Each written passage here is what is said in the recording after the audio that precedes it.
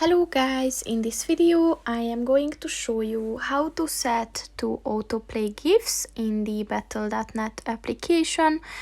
But first I just want to mention, don't forget to subscribe to my channel, because at 10,000 subscribers I am going to show you my whole YouTube revenue statistics and growth strategy, as well as how to make money online.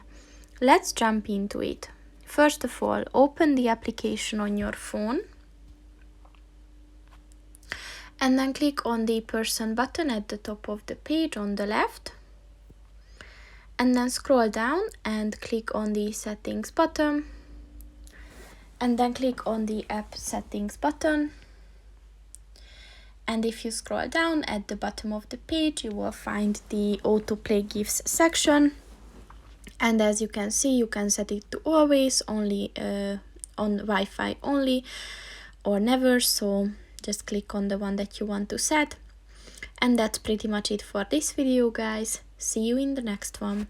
Goodbye.